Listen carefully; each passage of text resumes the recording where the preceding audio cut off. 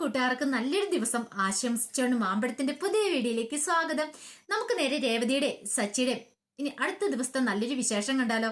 അപ്പൊ ഇന്നലെ ഉച്ചയ്ക്കിട്ട വിശേഷത്തിന്റെ ബാക്കി വിശേഷം കേട്ടോ ഞാൻ പറയണേ. പിന്നെ വരാൻ പോകുന്ന ദിവസത്തെയാ. എല്ലാ ദിവസവും ഉച്ചയ്ക്ക് ഒരു 1:30-2 മണിക്കുള്ളിൽ തന്നെ ഞാൻ രേവതിയുടെ സച്ചിയുടെ അടുത്ത ദിവസങ്ങളിലെ വിശേഷം ചാനലിനകത്ത് അപ്ലോഡ് ചെയ്യുന്നുണ്ട് കേട്ടോ. മറക്കാതെ എല്ലാവരും കയറി കാണണം കേട്ടോ. അങ്ങനെ ഇന്നലെ ഉച്ചയ്ക്ക് നമ്മൾ കണ്ടു, ഗജാനന്ദ സ്വപ്നത്തിൽ പോലും പ്രതീക്ഷിക്കാത്തൊരു പണിയാണ് ഗജാനന്ദനെ കിട്ടുന്നത്. കാരണം സച്ചി രേവതിയുടെ അടുത്തുണ്ടെന്ന് ഗജാനന്ദൻ അറിയില്ലായിരുന്നു. കാരണം രേവതി വീട്ടിലേക്ക് വന്നിട്ടുണ്ടെന്ന് ഗജാനന്ദൻ ഗുണ്ടകൾ ചെന്ന് പറഞ്ഞ പ്രകാരം രാത്രിയില് രേവതിനെ അങ്ങനെ പിടികൂടാനായിട്ട് വന്ന സമയത്താണ് സച്ചിനെ കണ്ടത്. കാരണം സച്ചി ഒരിക്കലും ഈ വീട്ടിൽ കാണില്ലെന്ന പ്രതീക്ഷയോടുകൂടി വന്ന ഗജാനന്ദന് 8ന്റെ പടി കിട്ടുവാണ്. സച്ചി പറഞ്ഞടാ, നിനക്ക് വേണ്ടി ഞാൻ കാത്തിരിക്കുമായിരുന്നു, എനിക്കറിയായിരുന്നു നീ വരുമെന്ന്. അതെ, നിന്റെ ഗുണ്ടകൾ ഇവിടെ കിടന്ന് പാത്തു പതുങ്ങുന്ന കണ്ടപ്പോഴേ എനിക്ക് ഓട്ടം പോലും വേണ്ടെന്ന് വെച്ച് ഞാൻ നിനക്ക് വേണ്ടി വെയിറ്റ് ചെയ്തിരിക്കുമായിരുന്നു. ഈ സച്ചിയോടാ നിന്റെ കളി, അല്ലെങ്കിൽ നിനക്കിട്ട് ഞാൻ നോങ്ങി വെച്ചോണ്ടിരിക്കുമായിരുന്നു. അന്ന് എന്റെ വണ്ടിക്കകത്ത് നീ കഞ്ചാവ് വെച്ചിട്ട് നീ കടന്നു കളഞ്ഞവനല്ലേടാ നീയാ. അന്ന് എനിക്കറിയായിരുന്നു നിന്റെ കൺമുന്നിൽ കിട്ടുമെന്ന്. പിന്നീട് സച്ചി എന്ത് ചെയ്യണം, അവന്റെ കാരണം നോക്കി അങ്ങോട്ട് പൊട്ടിക്കുകയാണ്. പിന്നെ തലങ്ങ വിലങ്ങോ അടിക്കുമായിരുന്നു. അവസാനം ഗുണ്ടകളൊക്കെ ഓടി. അവസാനം ഗജാനന്ദൻ മാത്രമേ ആ സമയത്താണ് ഒച്ചപ്പാടും വേളവും കേട്ടോണ്ട് രേവതിയും എല്ലാരും കൂടി ചാടി എഴുന്നേറ്റ് വരുന്നത്. വന്നു കഴിഞ്ഞപ്പോ സച്ചി ആ ഗജാനന്ദനെ എടുത്തിട്ട് പെരുമാറുന്ന കാഴ്ചയെ കണ്ടത്. പെട്ടെന്ന് തന്നെ രേവതി വേണ്ട സച്ചിയേട്ടെന്ന് പറയും. വേണ്ടെന്നോ, ഇവൻ എന്ത് പരിപാടിയെ കാണിച്ചെന്നറിയോ? ഞാനില്ലെന്ന് കരുതി ഇവൻ ഇങ്ങോട്ട് കയറി വന്നാ ഞാൻ ഇവിടെ ഉണ്ടാവുന്ന ഒരിക്കൽ പോലും ഇവൻ പ്രതീക്ഷിച്ചില്ല. അറിയാലോ ഇവന്റെ സ്വഭാവം എന്താന്ന്. ഈ സമയം ഗജാനന്ദൻ പറഞ്ഞൊരു അബദ്ധം പറ്റിയതാ, ഇതാണ് അബദ്ധം, അല്ലെങ്കിൽ തന്നെ നിന്നെ കാണാൻ വേണ്ടി കാത്തിരിക്കുമായിരുന്നു. നീ കാരണോടാ എന്റെ ഇപ്പോഴത്തെ ഈ അവസ്ഥ. പിന്നെ ഞാൻ നിന്നെ വെറുതെ വിടുമെന്ന് തോന്നുന്നുണ്ടോ? നന്നായിട്ട് അങ്ങോട്ട് അടിച്ചു. അവസാനം ചത്തു പോകുന്നൊരു കണ്ടീഷൻ വരുമ്പോഴത്തേനും ലക്ഷ്മിയമ്മയൊക്കെ ചാടിക്കയറി പിടിക്കുക. സച്ചി മതി, പോട്ടെ മതി എന്നും പറഞ്ഞോണ്ട് അങ്ങനെ രേവതിയും ദേവും എല്ലാരും കൂടെ കയറി സച്ചിനെ പിടിച്ചു മാറ്റുവാണ്. പിന്നീട് ഗജാനന്ദനോട് ലക്ഷ്മിയമ്മ എഴുന്നേറ്റ് പോടാ, ഇനി ഇവന്റെ കൈ കൊണ്ട് നീ ചാവാതെ, നാണമില്ലാത്തവനെ, എത്ര കിട്ടിയാലും പഠിക്കാത്തവനെ, നിനക്ക് നാണമില്ലാടെന്ന് ചോദിച്ചോണ്ട് ആട്ടി വിടുവാണ് അങ്ങോട്ട്. ഗജാനന്ദൻ നാണം കേട്ട് തല കുനിച്ച് ആടി അങ്ങോട്ട് പോവാണ്. ഈ സമയം സച്ചി പറഞ്ഞു, ഇപ്പം മനസ്സിലായോ ഞാൻ എന്തിനാ ഇവിടെ നിന്നേന്നുള്ള കാര്യം? ഓട്ടം പോലും വേണ്ടെന്ന് വെച്ച് ഇവിടെ നിന്ന് ഞാൻ ഇതുകൊണ്ടായിരുന്നു. ഇവന്മാർ ഇവിടെ കിടന്ന് പമ്മിപ്പതങ്ങുന്ന ഞാൻ കണ്ടായിരുന്നു. അപ്പൊ എനിക്ക് സംശയം തോന്നി, അതുകൊണ്ട് പോകാതിരുന്നേന്ന് പറയാ. ഈ സമയം രേവതി പറഞ്ഞു, ലക്ഷ്മിയമ്മോട് കണ്ടില്ലേ സച്ചിയാണില്ലായിരുന്നു, ഇപ്പൊ നമ്മൾ എന്ത് ചെയ്താനെന്ന് പറയാ. പിന്നീട് രേവതിയോട് പറഞ്ഞു, നിങ്ങൾ പോയി കിടന്നോ, ഞാൻ പോയി കിടന്നോളാന്ന് പറയാണ്. അത് കുഴപ്പമില്ല രേവതി, പോയി കിടന്നോ, ഞാൻ അവിടെ പോയി ടെറസിന് മുകളിൽ അവിടെ പോയി കിടന്നോളാന്ന് പറയാണ്. കുഴപ്പമില്ലാന്ന് പറയാം. രേവതിക്ക് വല്ലാത്തൊരു സങ്കടം വന്നു. പിന്നെ രേവതി ലക്ഷ്മിയമ്മേനും കൂട്ടി അങ്ങോട്ട് പോയപ്പോ പറഞ്ഞു, ഇപ്പം മനസ്സിലായില്ലേ അദ്ദേഹത്തിന് മഹിമ എന്താന്ന്? എന്താന്ന് പറഞ്ഞ് അദ്ദേഹത്തിന് പറഞ്ഞു വിടാനായിട്ട് എന്തൊരു ധൃതിയായിരുന്നു. ഇപ്പൊ പോയിട്ടുണ്ടായിരുന്നെങ്കിലോ, സച്ചിയേട്ടൻ പോയിട്ടുണ്ടായിരുന്നെങ്കിലോ? ദേവു പറഞ്ഞു, ശരിയാ, സച്ചിയേട്ടൻ പോയിട്ടുണ്ടായിരുന്നെ ആ ഗജാനന്ദൻ വന്നേനും നമ്മൾ എന്ത് ചെയ്താനും. ഇത് കേട്ട ലക്ഷ്മിയമ്മന് ശരിയാടി, പക്ഷെ എന്റെ ഭാഗത്താ തെറ്റ്. പാവം, ഞാൻ ഇങ്ങനെയൊന്നും ചിന്തിച്ചു പോലുമില്ല. അവൻ പക്ഷേങ്കിൽ ഇവിടുത്തെ ഓരോ കാര്യങ്ങളും അവൻ മനസ്സിലാക്കി വെച്ചിട്ടുണ്ട്. അതുകൊണ്ടാണ് അവന്. ഇല്ലായിരുന്നെങ്കിൽ ഒന്ന് ഓർത്ത് വയ്ക്കുക എന്താ സംഭവിക്കാൻ പോകുന്നത്. നമ്മൾ പെണ്ണുങ്ങളെ കൊണ്ട് നമുക്ക് എന്തെങ്കിലും ചെയ്യാൻ പറ്റുമായിരുന്നോ? അതും ആ ഗജാനന്ദനും അവന്റെ ഗുണ്ടകളും കൂടെ വന്നിട്ടുണ്ടെങ്കിൽ രേവതിക്ക് ഭയങ്കര സന്തോഷമായി. കാരണം സച്ചി എത്രമാത്രം തന്നെ സ്നേഹിക്കുന്നുണ്ട് ആ ഒരു തിരിച്ചറിവ് രേവതി വീണ്ടും ഉണ്ടാവുകയാണ്. അങ്ങനെ രേവതിയും പോയി കിടക്കുകയാണ്. പിറ്റേ ദിവസം രാവിലെ തന്നെ നടക്കാനായിട്ട് രവീന്ദ്രൻ പോവാണ്. അപ്പൊ വഴിക്ക് വെച്ച് അശോകനും ഉണ്ടായിരുന്നു. അങ്ങനെ അവര് ഓരോ കഥകളൊക്കെ പറഞ്ഞിങ്ങനെ നടക്കുവാണ്. ഈ സമയം രവീന്ദ്രനോട് അശോകൻ ചോദിച്ചല്ല, അയാൾ പിന്നെ വിളിച്ചായിരുന്നു ആ മധുസൂദനൻ, അയാൾ എന്തോ കാര്യം പറയാണ്ടെന്ന് പറഞ്ഞ് വിളിച്ചായിരുന്നല്ലോ തന്നെ. പിന്നെ ഞാൻ അയാളുടെ അടുത്തേക്ക് പോവല്ലേ, അയാളിനെ വിളിച്ചു പറഞ്ഞു ഒരു കാര്യം പറയാനുണ്ട്, എന്നെ കാണാൻ വരണമെന്ന്. അയാൾ വിളിക്കുന്നിടത്തേക്ക് ഞാൻ അങ്ങ് പോകാനിരുന്നിട്ടുണ്ടെങ്കിൽ ഞാൻ ആരാ? അതിന്റെ ആവശ്യമൊന്നുമില്ല, പെൻഷന്റെ കാര്യമൊക്കെ സാങ്ഷനാക്കി കിട്ടിയിട്ടുണ്ട്, ഞാൻ അയാളുടെ കാല് പിടിക്കാൻ പോകേണ്ട കാര്യമൊന്നുമില്ലെന്ന് പറയാണ്. ഇങ്ങനെ സംസാരിച്ചുകൊണ്ടിരിക്കുന്ന സമയത്താണ് മധുസൂദനും ഭാര്യയും കൂടെ അങ്ങോട്ട് വരുന്നത്. കാരണം വർഷയുടെ കാര്യം പറയാൻ വേണ്ടി വന്നതാ. കാരണം അവർക്കറിയാം ഇനിയിപ്പോ രവീന്ദ്രനോട് കണ്ട് സംസാരിച്ചിട്ട് കാര്യമുള്ളൂ, ശ്രീകാന്തിനോടും വർഷയോടും സംസാരിച്ചിട്ട് കാര്യമില്ലെന്ന് മനസ്സിലായി. അങ്ങനെ അയാൾ അങ്ങോട്ട് വരുമ്പോഴത്തേനും പെട്ടെന്ന് അശോകൻ പറഞ്ഞത് ആരെ വരണമെന്ന് നോക്കാൻ പറയാണ്. ഇപ്പൊ രവീന്ദ്രൻ പറഞ്ഞ് മൈൻഡ് ചെയ്യണ്ട, നമുക്ക് പോകാന്ന് പറഞ്ഞ് അവരും കൂടെ നടക്കുവാണ്. ഈ സമയം മധുസൂദൻ പുറയുന്നു വന്നിട്ട് വിളിച്ചു, രവീന്ദ്ര ഒരു മിനിറ്റ് അവിടെ നിന്നേ, എനിക്കൊരു അർജന്റായിട്ട് കാര്യം പറയാനുണ്ടെന്ന് പറയാം. ഈ സമയം രവീന്ദ്രൻ പറഞ്ഞു, എനിക്ക് നിങ്ങളുടെ ഒരു കാര്യം കേൾക്കണ്ടെന്ന് പറയാം. അത് പറഞ്ഞിട്ട് കാര്യമില്ല, എനിക്ക് പറയാനുള്ള കാര്യം പറയണമെന്ന് പറയാം. എന്താ നിങ്ങൾക്ക് എന്ത് കാര്യം പറയാനുള്ളതെന്ന് പറയാം. അതെ, ഒരു കാര്യം ഞാൻ പറഞ്ഞേക്കാം, നിങ്ങളുടെ മോനെ മര്യാദയ്ക്ക് നിർത്തിക്കോണെന്ന് പറയാം. മോനോ? ഏത് മോനെ? അല്ല, ഒരുത്തൻ പക്കാ ഫ്രോഡാന്നറിയാം, പിന്നെ വേറൊരുത്തനുണ്ടല്ലോ ഒരു ഷെഫാന്ന് പറഞ്ഞ നടത്താൻ, അവന്റെ കാര്യം പറഞ്ഞെന്ന് വെക്കണം. അവനോ? അല്ല, ശ്രീകാന്തിന് എന്താ കുഴപ്പം? അവൻ എന്താ കുഴപ്പമെന്നോ? ഇനി കൂടുതൽ ഞാൻ പറയേണ്ട കാര്യമില്ല. അതെ, അവൻ എന്റെ പെണ്ണിന്റെ പുറകെ നടന്ന് ശല്യപ്പെടുത്തുക. അതുകൊണ്ട് എന്റെ പെണ്ണിനൊരു സ്വസ്ഥതയില്ല. അതുകൊണ്ട് അവനെ പറഞ്ഞ് കാര്യങ്ങളൊക്കെ മനസ്സിലാക്കണമെന്ന് പറയാം. ഇത് കേട്ടതും രവീന്ദ്രൻ പറഞ്ഞു, നീ ചിലപ്പോൾ ആള് മാറിപ്പോയതായിരിക്കും. ആള് മാറിപ്പോയതൊന്നുമല്ല. അവന് ഒരു കാര്യം ഞാൻ പറഞ്ഞേക്കാം, അവനെ പറഞ്ഞ് മനസ്സിലാക്കിയില്ലെങ്കിൽ ഇതിന്റെ അനന്തരഫലം കടുത്തായിരിക്കും എന്ന് പറയാം. രവീന്ദ്രൻ പറഞ്ഞു, ആദ്യം നിങ്ങളൊരു കാര്യം ചെയ്യുക, നിങ്ങളുടെ വീട്ടിൽ ചെന്നിട്ട് നിങ്ങളുടെ പെണ്ണെ പറഞ്ഞ് മനസ്സിലാക്കാൻ ശ്രമിക്കുക, എന്നിട്ട് ഇങ്ങോട്ട് വരാൻ പറയാണ്. ഇത് കേട്ടത് ഹേമയ്ക്ക് അങ്ങോട്ട് ഇഷ്ടപ്പെട്ടില്ല. നിങ്ങൾ എന്താ പറഞ്ഞേ? ഞങ്ങളുടെ പെണ്ണെ പറഞ്ഞ് മനസ്സിലാക്കാനായിട്ടോ? നിങ്ങൾ ആദ്യം നിങ്ങളുടെ ചെറുക്കനെ പോയി പറഞ്ഞ് മനസ്സിലാക്കുക, അല്ലാതെ ഞങ്ങളുടെ പെണ്ണിനെ വളച്ചെടുക്കാനായിട്ട് നോക്കുമല്ല ശ്രമിക്കട്ടെ. ഓ, ഇനിയിപ്പോ കോടീശ്വര പുത്രി ആയതുകൊണ്ട് എങ്ങനെ വളച്ചെടുക്കാന്നോർത്ത് വിചാരിച്ച് നടന്ന് വളച്ചെടുത്തായിരിക്കും അല്ലേ? അതൊന്ന് സ്വപ്നത്തിൽ പോലും നടക്കാത്ത കാര്യങ്ങളാ. അതിനെക്കുറിച്ച് നിങ്ങളുടെ മനോട് ആലോചിക്കുക പോലും ചെയ്യേണ്ടെന്ന് പറഞ്ഞേരെ. പറഞ്ഞു കേട്ടല്ലോ എന്ന് പറയാ. ഈ സമയം രവീന്ദ്രൻ പറഞ്ഞു, എനിക്ക് ഇതിനെക്കുറിച്ച് തർക്കിക്കാൻ സമയമില്ല. നിങ്ങളെ എനിക്ക് നന്നായിട്ട് അറിയാം. എന്റെ പെൻഷൻ വരെ തടഞ്ഞു വെച്ചല്ലേന്ന് ചോദിക്കുക.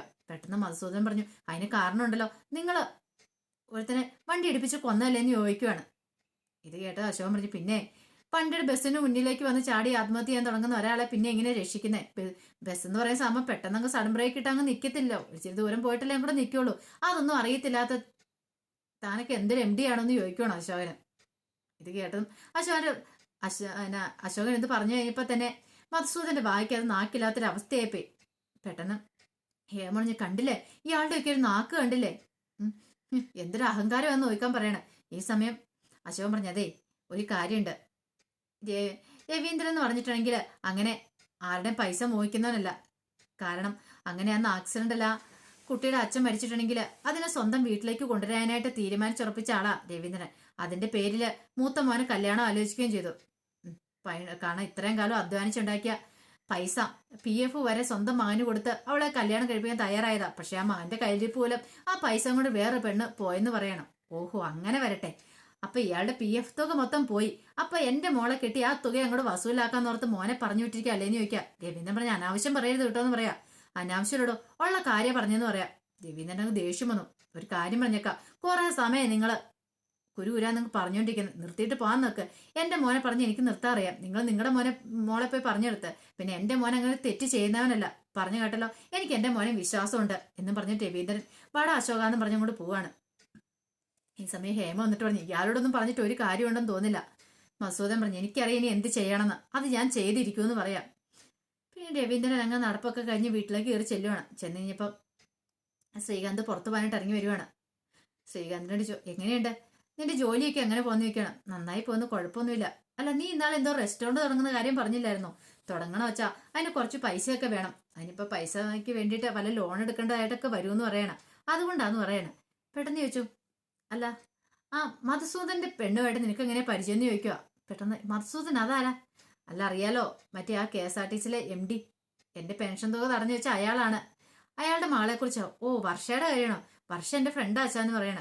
വെറും ഫ്രണ്ട് മാത്രമാണ് അതേ അച്ഛാ, അതിലപ്പുറം ഞങ്ങൾ തമ്മിൽ ഒരു ബന്ധമില്ലെന്ന് പറയണ. എന്താ അച്ഛാ അങ്ങനെ വെച്ചേ? ഏയ് ഒന്നുമില്ല, ഞാൻ ചോദിച്ചെന്നുള്ളൂ. അല്ല, നിന്റെ മനസ്സ് വേറൊന്നുമില്ലല്ലോ? അങ്ങനെ ഒന്നുമില്ല അച്ഛാ. ആരെങ്കിലും എന്തേലും പറഞ്ഞോന്ന് ചോദിക്കാം. ഇല്ല, ഞാൻ പറഞ്ഞാ നിനക്കറിയാലോ, അയാളൊരു ദുഷ്ടനാണ്. അയാളെപ്പോലെ ഫ്രോഡിനെ ഞാൻ കണ്ടിട്ടില്ല. അങ്ങനെ ഉള്ള ഒരാളുടെ മകളെ വെറുതെ ആണെങ്കിൽ പോലും വേണ്ട മോനെ, നമ്മുടെ മനസ്സിൽ അമിത മോഹമൊന്നും പാടില്ലെന്ന് പറയാ. ഇത് കേട്ട ശ്രീകാന്ത് പറഞ്ഞു, അച്ഛൻ എന്താ പറയണേ? എനിക്ക് അങ്ങനെയൊന്നുമില്ല, എനിക്കറിയാലോ. അല്ല, ഞാനൊരു കാര്യം ചോദിച്ചോട്ടെ, അവളെ നീ ഫ്രണ്ട് ആക്കിയത് അയാളുടെ മോളാന്ന് അറിഞ്ഞിട്ടാണോന്ന് ചോദിക്കുക. ഇത് കേട്ട ശ്രീകാന്ത് പറഞ്ഞില്ല, ഞാൻ ഈ അടുത്ത കാലത്താ അത് അയാളുടെ മോളാന്ന് മനസ്സിലാക്കിയെന്ന് പറയാം. ഞാൻ പറയാനുള്ളത് പറഞ്ഞു, മനസ്സിലായോ?